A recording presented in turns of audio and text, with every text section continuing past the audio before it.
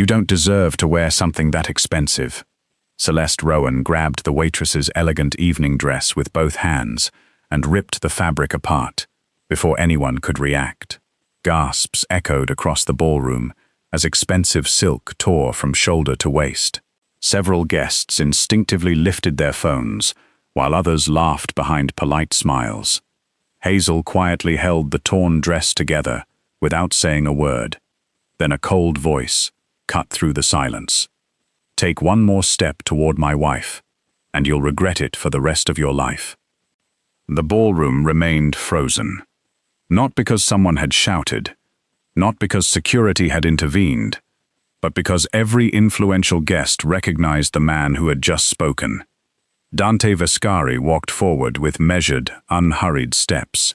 His tailored black tuxedo looked immaculate, despite the growing tension around him. He neither glared nor rushed. His calmness unsettled the room far more than anger ever could. Hazel lowered her eyes as she struggled to keep the torn fabric together. Before she could say a single word, Dante slipped off his dinner jacket and gently draped it across her shoulders.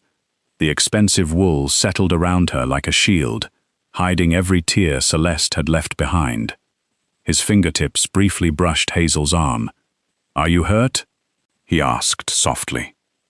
Hazel looked into his eyes and offered the smallest smile. "I'm all right." He nodded once.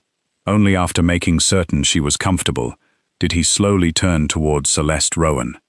There was no rage in his expression. Only complete control. The silence stretched across the ballroom until it became almost unbearable. Finally, Dante spoke. "Who gave you permission to touch my wife?" His voice was quiet. Nobody answered. Not because they hadn't heard him, because every person in the room understood exactly what those words meant. My wife. The phrase echoed through the ballroom more powerfully than any announcement could have. A champagne glass slipped from someone's hand and shattered against the marble floor. Several guests instinctively lowered their phones. Others stared at Hazel with expressions that shifted from amusement to disbelief. The woman they had mistaken for an ordinary waitress had just been claimed as the wife of Dante Vascari. Across the room, Gavin Sterling felt the blood drain from his face. He had invited Dante as the guest of honor for the Foundation's annual charity gala. Winning the chairman's goodwill could secure investment for several billion-dollar developments. Everything tonight had been designed to impress him.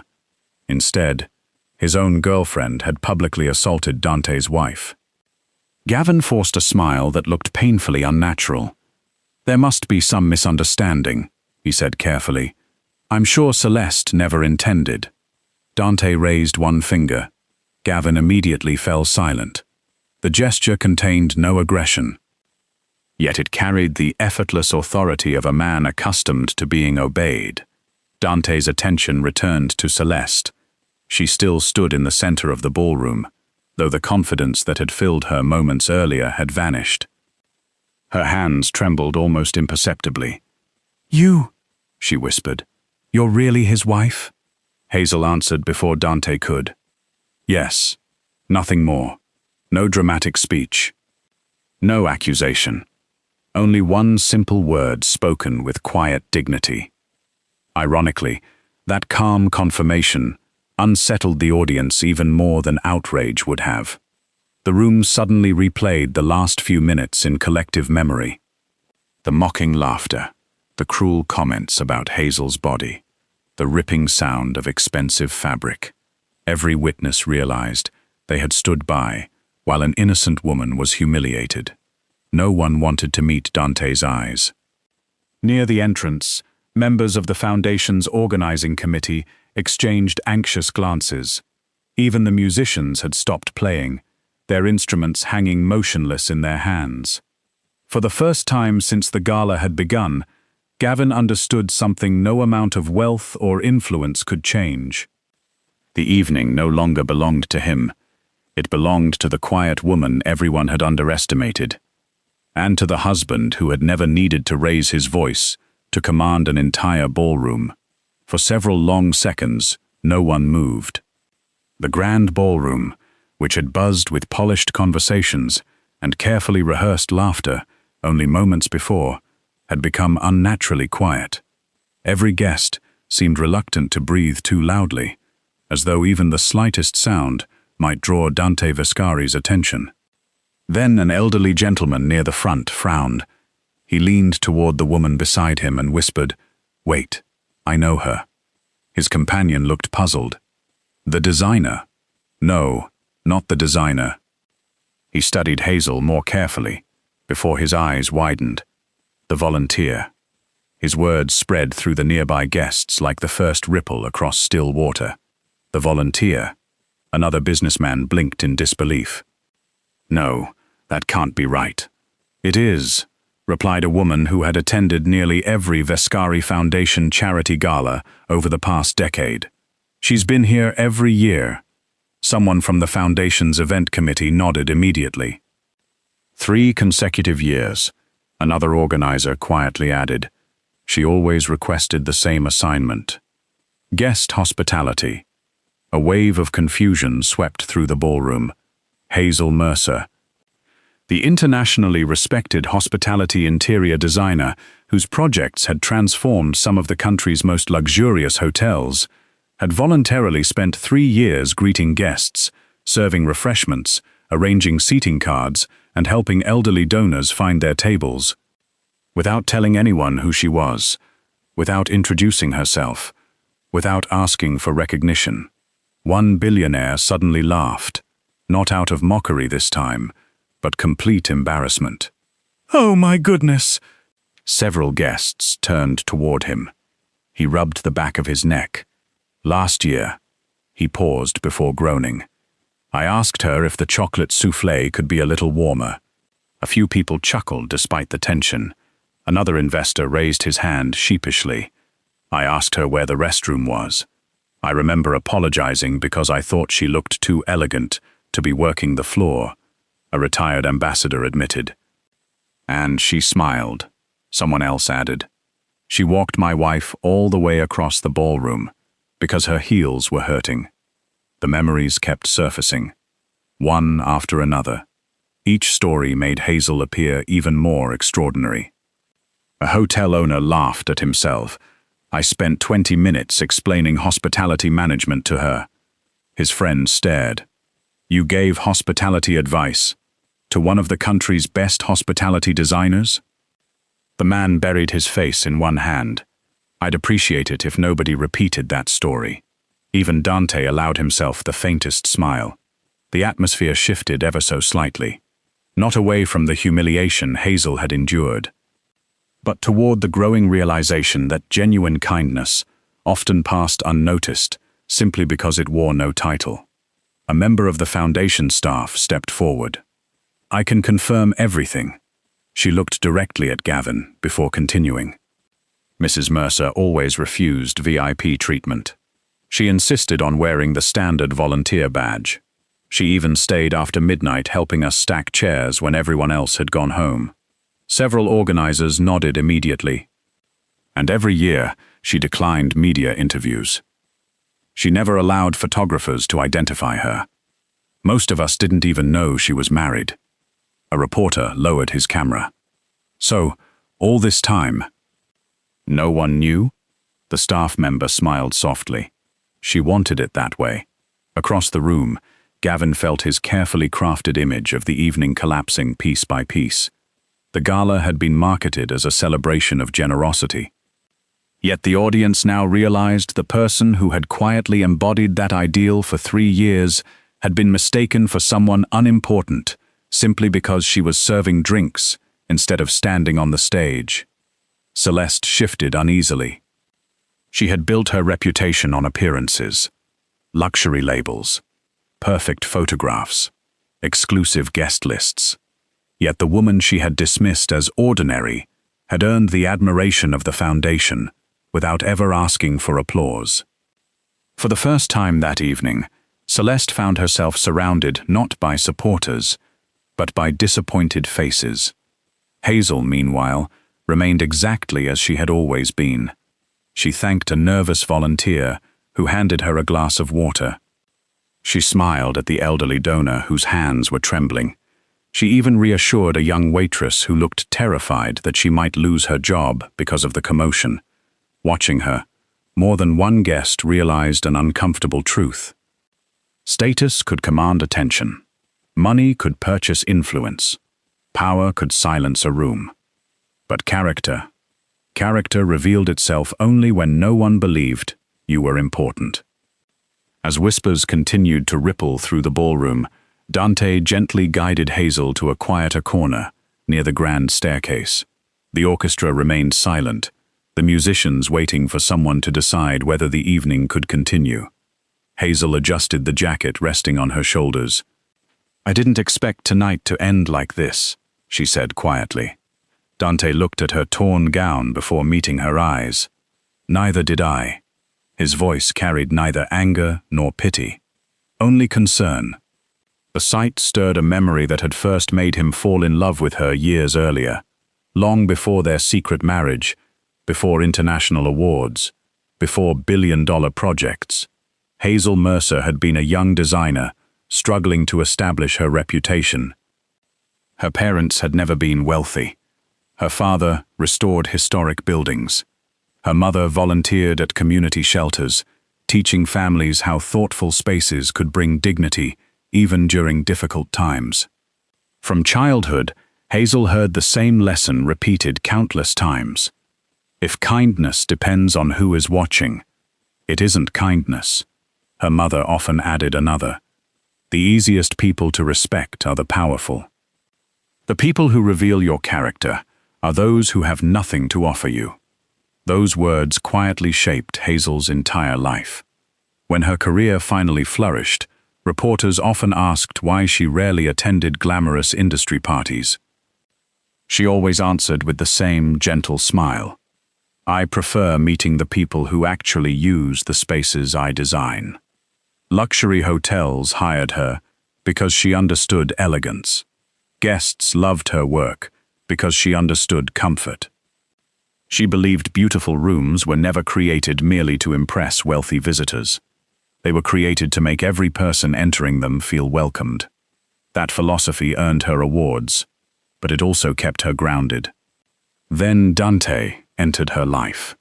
They met during the renovation of one of Vascari International's historic hotels.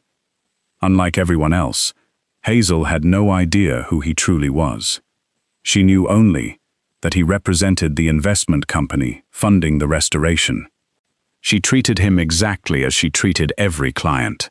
When Dante suggested increasing the project's budget to create a more extravagant lobby, Hazel politely disagreed. "The guests won't remember another crystal chandelier," she had explained. "They'll remember whether an elderly couple can comfortably reach the reception desk." Dante had blinked.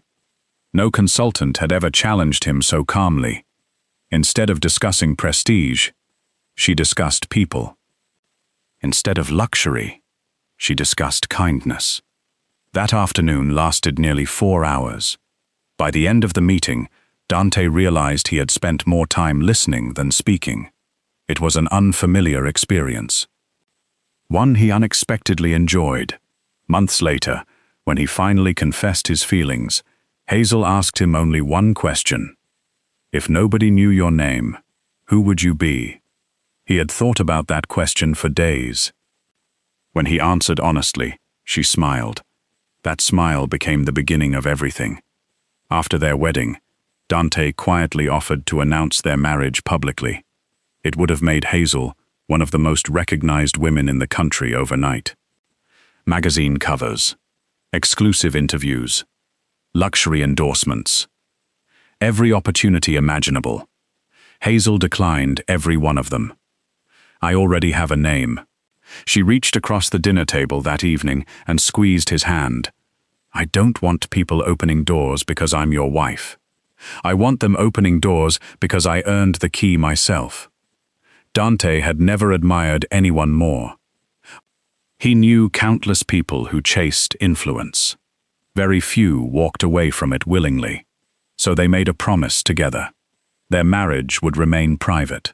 Hazel would keep her own surname. She would build her career without using the Vascari name, and every achievement would belong entirely to her. 3 years later, standing in the middle of a silent ballroom while wearing his jacket over a torn dress, Hazel had no regrets about that decision, not because the secret had protected her, but because it had revealed everyone else. Without knowing who she was, people had shown her exactly how they measured another human being. And that truth, though painful, was more valuable than any title money could buy. The silence lingering over the ballroom was finally broken by Celeste Rowan. She forced a nervous laugh that fooled no one. "This has all become a terrible misunderstanding," she said, smoothing the front of her designer gown, as though composure alone could erase what had happened. "The dress tore because I reached out to stop her. It was an accident." Not a single guest responded. Even Gavin hesitated.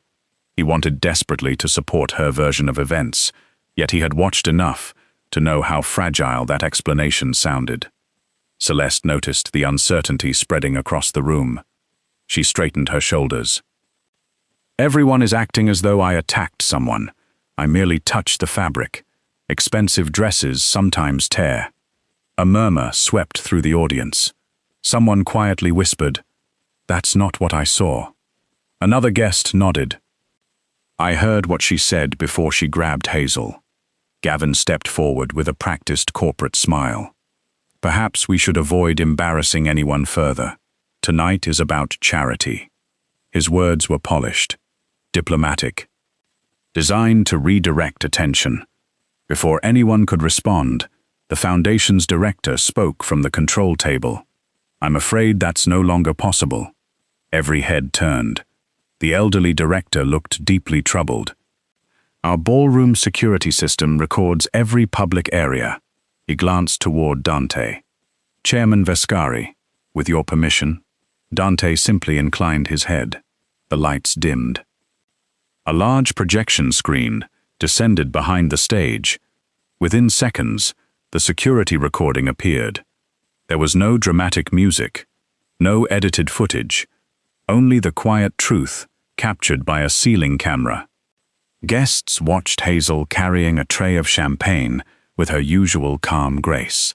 They saw Celeste notice her, pause, look Hazel up and down with open disdain. Then came the audio. "You don't deserve to wear something that expensive." The words echoed through the silent ballroom. Several guests lowered their eyes. The recording continued. Celeste stepped closer. She smirked, then deliberately gripped both sides of Hazel's evening gown. There was no attempt to steady her, no accidental stumble, no misunderstanding. She pulled hard. The elegant fabric split apart from shoulder to waist, exactly as everyone had remembered. Laughter followed, not from Hazel, from a handful of guests who now looked deeply ashamed. Then the recording captured something even more painful. Hazel never raised her voice, never pushed back. She simply gathered the torn fabric together and quietly tried to preserve her dignity while dozens of strangers watched. The screen went black. Silence returned. But it was no longer uncertain. It was heavy.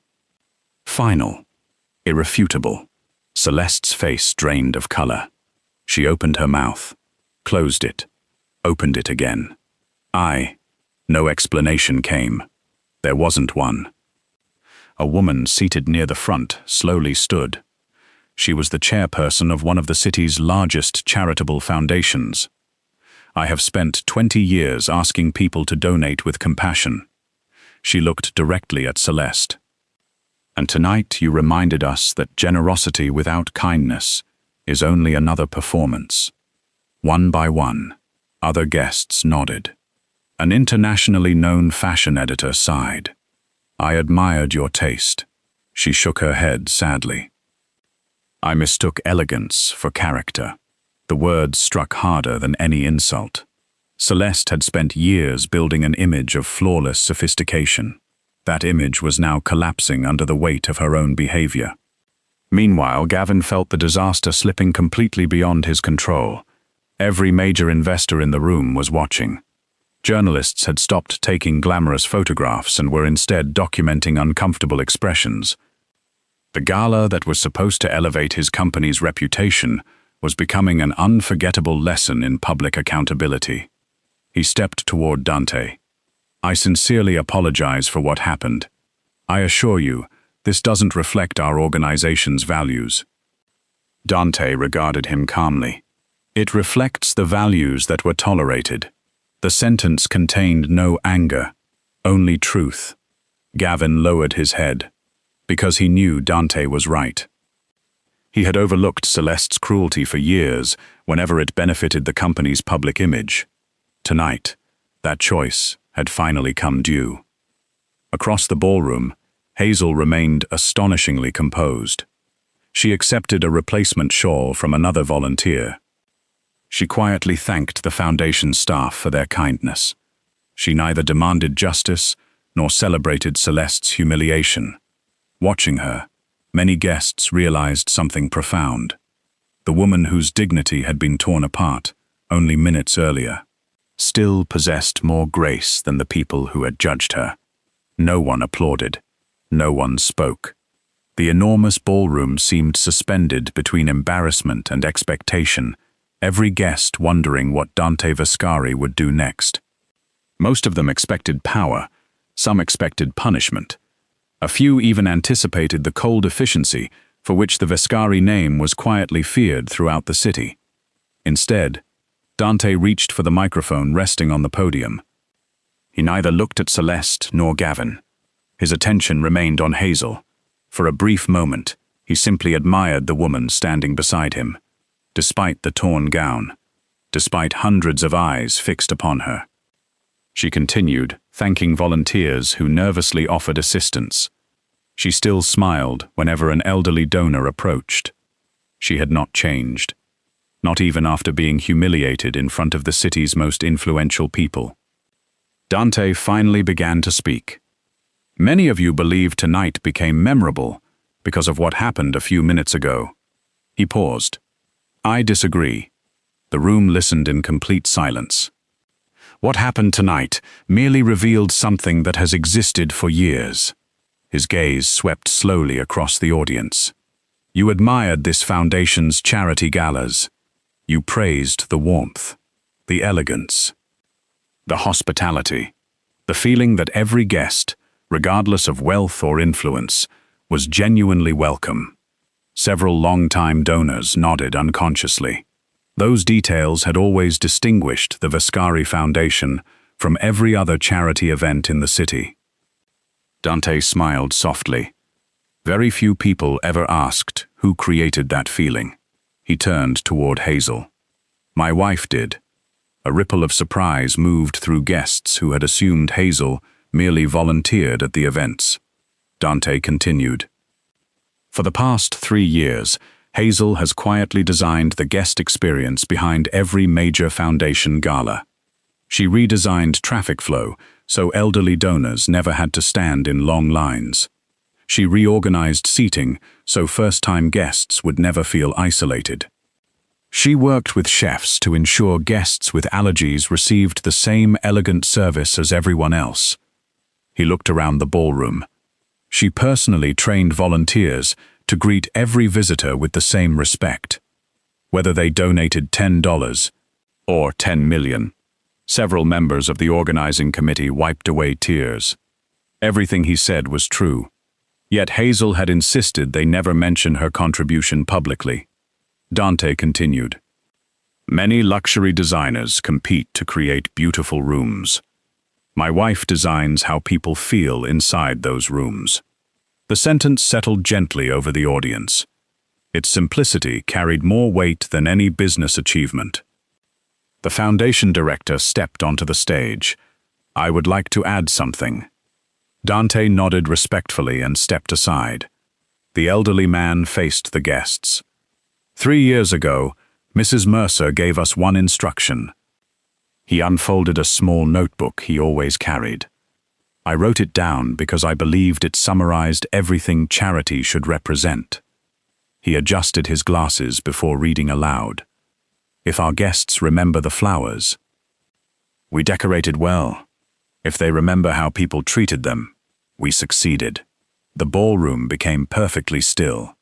That single sentence explained every decision Hazel had made. Not for recognition. Not for awards. Simply because she believed dignity belonged to everyone. Dante looked toward the volunteers standing nervously along the walls. Raise your hands if Hazel ever introduced herself by her profession. Not a single hand moved. If she ever asked you to call her Mrs. Vascari. Again, nothing. The foundation director smiled. She introduced herself exactly the same way every year. My name is Hazel. I'm happy to help. That was all. A quiet laugh spread through the room. Not mocking, affectionate. More stories emerged. A volunteer remembered Hazel carrying heavy supply boxes because the younger staff looked exhausted. Another recalled discovering Hazel polishing glass centerpieces after midnight because she refused to leave unfinished work for the cleaning crew. An elderly donor spoke through tears. My late husband attended his final public event here. He was confused because of his illness. I never learned the young volunteer's name, but she stayed beside him until I returned. He looked toward Hazel. It was you. Hazel smiled gently. I'm glad he wasn't alone. The elderly man lowered his head, overcome with emotion. Many guests discreetly wiped away tears. Dante returned to the microphone one final time. There is one last truth I want everyone to remember. He rested a gentle hand against Hazel's shoulder. You admired tonight's event. Without realizing the woman you mocked helped create it. No one moved. Then someone near the back of the ballroom began clapping. Another joined. Then another. Within seconds, the applause spread across the entire room. People rose from their chairs one after another until every guest was standing. The ovation was long, sincere, unrehearsed. No one applauded because Hazel was married to Dante Vascari. They applauded because, for the first time, they finally understood the quiet woman whose kindness had shaped an entire evening without ever asking to be seen. Hazel looked at the crowd, her eyes glistening. She had spent years believing that the best work happened behind the scenes. Tonight, the spotlight had found her anyway. Not because she had sought attention, but because genuine character could remain hidden only for so long. The gala eventually resumed. Not with the effortless glamour everyone had expected when they arrived, but with a quieter atmosphere, one filled with reflection. The orchestra began playing again, though the music seemed softer now, almost respectful. Conversations returned in gentle murmurs instead of loud laughter, and guests who had once hurried toward the city's most influential figures now found themselves approaching Hazel instead.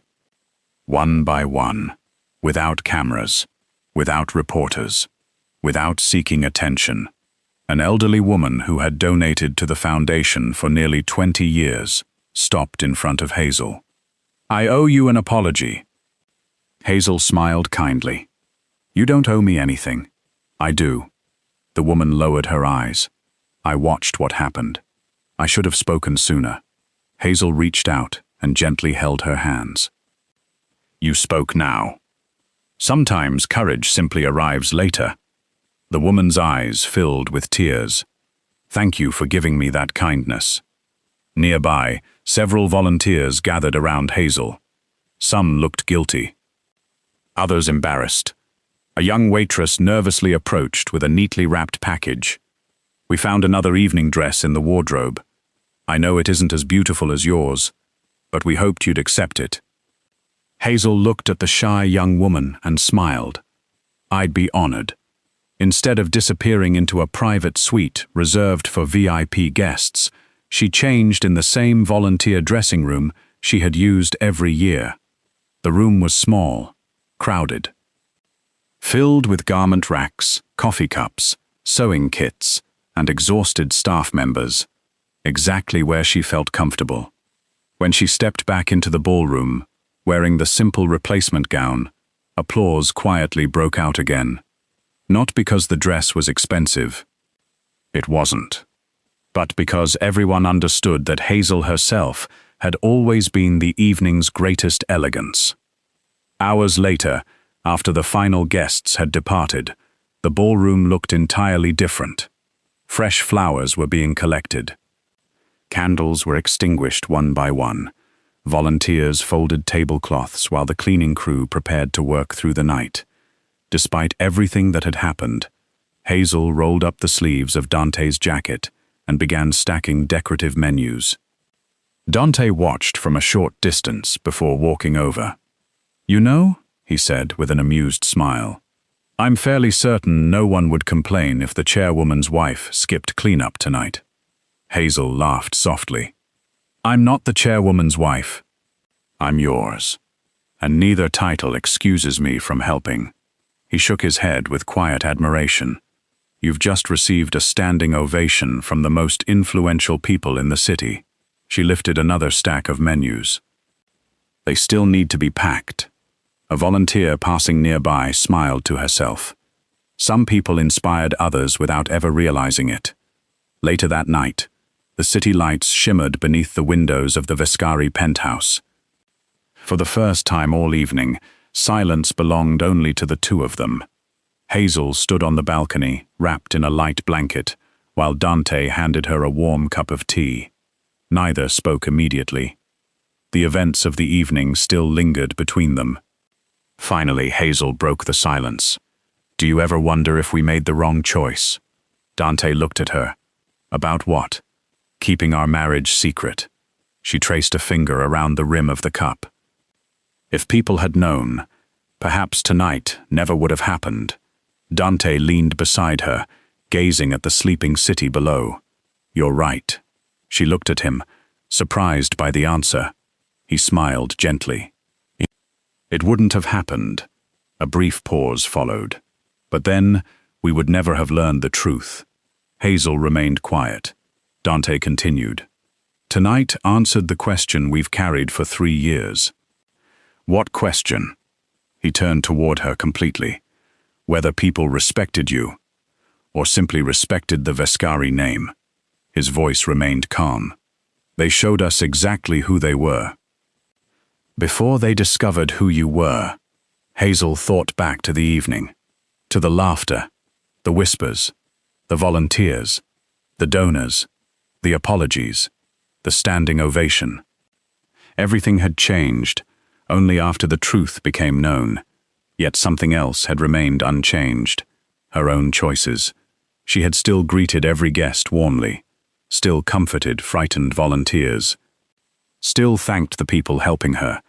No title had changed her, and no humiliation had broken her. "I kept wondering whether hiding was worth it," she admitted.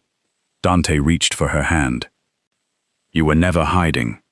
You were simply living honestly." He squeezed her fingers gently. "And honesty has a remarkable habit. It lasts longer than admiration." Hazel rested her head against his shoulder. For the first time since the dress had been torn apart, the ache in her heart finally eased. Not because everyone now knew she was married to one of the city's most powerful men, but because she realized something much more valuable. Respect that depended upon a famous surname could disappear as quickly as applause. Respect, earned through years of quiet kindness, could survive any misunderstanding. The torn dress would eventually be forgotten. The headlines would fade, the gossip would move on, but the way people remembered being treated, that endured, and that had always been the kind of legacy Hazel Mercer wanted to leave behind. 6 months later, spring sunlight streamed through the glass walls of the National Center for Arts and Culture, where architects, designers, philanthropists, and journalists from across the country had gathered for one of the industry's most prestigious ceremonies. The National Humanitarian Design Awards celebrated professionals whose work had improved lives beyond aesthetics. For the first time in years, Hazel Mercer accepted an invitation to stand in the spotlight. This time, she made no effort to arrive unnoticed. As the doors opened, she entered beside Dante Vascari. There were no whispered speculations, no hidden identities, no secret introductions. Everyone already knew they were husband and wife. Yet something had changed. And when the master of ceremonies welcomed them, he did not announce her as Mrs. Dante Vascari. He smiled warmly and said, "Please welcome award-winning hospitality designer, Hazel Mercer." The audience applauded immediately. The recognition belonged to her, not to the man beside her. A short film began playing across the large theater screen. Instead of showcasing luxury hotels or glamorous ballrooms, it highlighted ordinary moments created through Hazel's designs. An elderly veteran comfortably navigating an accessible hotel lobby. A child with sensory sensitivities smiling inside a thoughtfully designed waiting area. Volunteers serving meals in beautifully organized charity halls where every guest felt respected. The narrator concluded with a simple sentence: "Great design is not measured by how impressive a room appears, but by how deeply the people inside it feel they belong." When Hazel's name was announced as the recipient of the National Humanitarian Design Award, the audience rose together in a standing ovation. She accepted the Crystal Award with quiet grace. Her acceptance speech remained brief. She thanked her parents for teaching her that kindness should never depend upon status. She thanked every volunteer who believed small acts of care could change an entire evening. Finally, she looked toward Dante. "Thank you for protecting me without ever trying to change who I wanted to become." He smiled, his pride unmistakable. After the ceremony, reporters gathered around the couple. One journalist asked the question everyone seemed eager to hear. "Chairman Vascari, out of all the remarkable women you could have met, what made you fall in love with Hazel?" The room became silent. Dante looked at his wife before answering.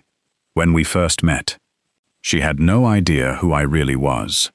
A few reporters smiled. He continued, "She wasn't impressed by my company. She wasn't interested in my influence. She never asked about my wealth." He reached for Hazel's hand. She cared about people nobody else noticed. That told me everything I needed to know. Cameras flashed across the room. Hazel gently squeezed his hand, not out of nervousness, out of gratitude. Years earlier, she had feared that standing beside one of the city's most powerful men might one day erase her own identity. Instead, their marriage had become a place where both of them could remain completely themselves. As they walked toward the exit, the audience applauded once more. This time, they were not applauding the chairman of an international empire. They were not applauding the feared man whose influence could silence an entire ballroom. They were applauding Hazel Mercer, a woman who had never needed power to prove her worth, a wife whose quiet strength had inspired respect long before anyone knew her name. And in the end, that was the greatest victory of all.